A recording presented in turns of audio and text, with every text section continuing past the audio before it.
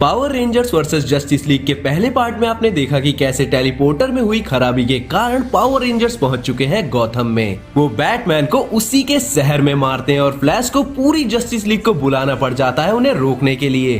तो hello Webtastic fans, मेरा नाम है सत्यम मिश्रा और आप चाहो तो मुझे प्यार से मिस्टर वेब भी बुला सकते हो। तो समय को सर आंखों पर रखते हुए आते हैं justice league versus power rangers के अगले पार्ट पे। पिंक रेंजर बैटमोबाइल को अपने जॉर्ड के मुंह में पकड़ के उड़ रही थी।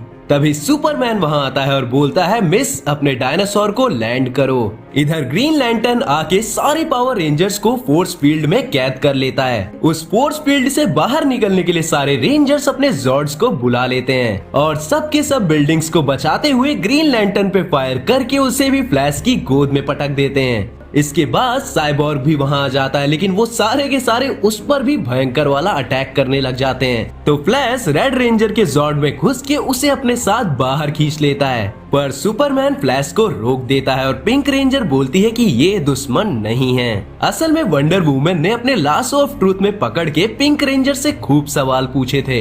इसके बाद दोनों टीमें लड़ना बंद कर देती हैं। जेक बैटमैन से बोलता है कि गलती मेरी नहीं है, तुम दिखते ही डरावने हो। ऊपर से हीरोज स्माइल करते हैं, तुम क्यों नहीं करते। तब तक बाकी रेंजर्स जस्टिस लीग को सब कुछ समझा देते हैं कि कैसे लॉर्ड जेड तुम्हारी अर्थ पे आ गया है और हम उसे बिना लिए नहीं जा सकते। पर जेड उस टाइम पहुंच जाता है ब्रेनियक की शिप में और जेड वहां पहुंचते ही ब्रेनियक को पटाने लगता है कि मैं पूरे यूनिवर्स पे कब्जा करूंगा और तुम इनके पीसेस को अपने कलेक्शन में रख लेना। पर हम दोनों को रोकने वाले टांग अड़ाते हैं, अब तुझे तो कलेक्शन ही बढ़ानी है, इस डायमेंशन से हो ऐसा जरूरी तो नहीं है, और वो कलेक्शन तू मेरी अर्थ से बढ़ा लेना, बस मुझे ये तेरे बॉटल में बंद क्रीचर्स चाहिए। उधर दोनों टीम्स बात ही कर रही थी कि साइबोर्ग को पता चलता है कि इंटरनेट एक्सप्लोड हो चुका है और सुपरमैन को पूरे प्लेनेट से चीखें सुनाई देती हैं, उनके पूरे प्लेनेट पे अटैक हो रहा था और दोनों टीम तैयार हो जाती है फाइट के लिए। सुपरमैन बताता है कि हर बड़े कॉन्टिनेंट की बड़ी सिटी में एक मॉन्स्टर है। रेंजर्स बोलते हैं कि हम भी तुम्हारे साथ लड़ेंगे,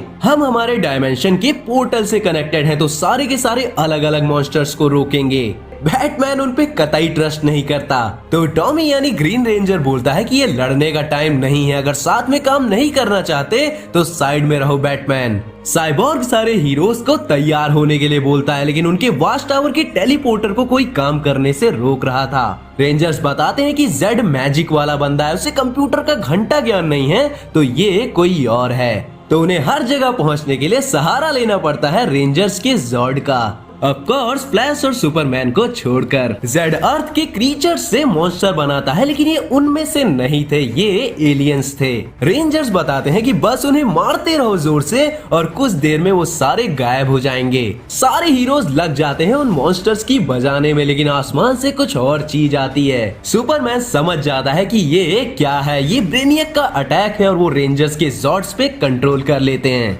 हीरोज रेंजर्स को उनके जॉर्ड से बाहर निकालते हैं। वो रेंजर्स का सब कुछ लेकर जॉर्ड्स के साथ वहां से टेलीपोर्ट हो जाता है, पर इस बार रेंजर्स की अर्थ पे जहां उन्हें रोकने वाला कोई नहीं था। सुपरमैन रेंजर्स को शांत करने की कोशिश करता है, उनकी उम्मीद मरनी नहीं चाहिए, लेकिन वापस डायमेंशंस भी तो क्रॉस करना था। पर बिली यानी ब्लू रेंजर को एक आइडिया आता है जिससे वो ये चीज कर सकते थे, पर उन्हें उसके लिए एक मशीन चाहिए थी जो कि स्विट्जरलैंड में थी। बैटमैन बोलता है कि अगर मैं मांगूंगा तो बिल्कुल नहीं देंगे, लेकिन सुपरमैन की रिक्वेस्ट करने पे किसी ने मना नहीं किया। उनके पास बिली जैसा जीनियस था और भी कई लोग थे जो कि एक डायमेंशन ट्रेवलर मशीन बना सकते थे, और सुपरमैन होप के साथ ये काम उन पर छोड़ देता है और बहुत सारा दिमाग लगाने के बाद वो फाइनली एक पोर्टल खोल के पहुंच जाते हैं उनके डायमेंशन में, जहां ब्रेनियक ऑलरेडी उनकी सिटी को श्रिंक कर रहा था अपने कलेक्शन के लिए। जेक प्लेन से उतर के उस डोम की तरफ भागता है जिसने सिटी को घेरा हुआ था, क्योंकि दूसरी तरफ उसके पेरेंट्स थे और दोनों एक दूसरे को नहीं सुन सकते थे। जेक उनसे माफी मांगता है उन पे चिल्लाने के लिए और उधर से वो बिना उसको सुने बोलते हैं कि बेटा हम तुझसे बहुत प्यार करते हैं, बस अपना ख्याल रखना। और आंख में आंसू लिए वो सिटी उसके सामने से गायब हो जाती है। और ये हमें ले आता है पहले पार्ट के उसी पॉइंट पे जहाँ से ये कहानी शुरू हुई थी। जेक खुद को हर एक चीज के लिए जिम्मेदार ठहरा रहा था, लेकिन सुपरमैन बोलता है कि ये तुम्हारी गलती बिल्कुल भी नहीं है और जस्टिस लीग उनसे प्रॉमिस करती है उनकी फैमिली को बचाने के लिए। पर पावर रेंजर्स अभी पावरलेस थे, तो जस्टिस लीग उन्हें उनके पुराने दोस्तों और दुश्मनों के हथियार और कॉस्ट्यूम दे देती है। सुपरमैन ब्रेनियक की शिप को डिस्ट्रैक्ट करता है, इतने में बाकी के मेंबर्स उस शिप में घुस जाते हैं। सुपरमैन सारे गेट्स तोड़ते हुए रेंजर्स के मॉर्फर्स वापस ले आता है, लेकिन साइबोर्ग जेक पर अटैक कर देता है। क्योंकि साइबोर्ग था तो मशीन ही, तो ब्रेनियक उसको भी कंट्रोल कर लेता है और वो सबको मारने लग जाता है। लेकिन कोई भी पलटवार नहीं कर रहा था, क्योंकि वो उन सब का दोस्त था।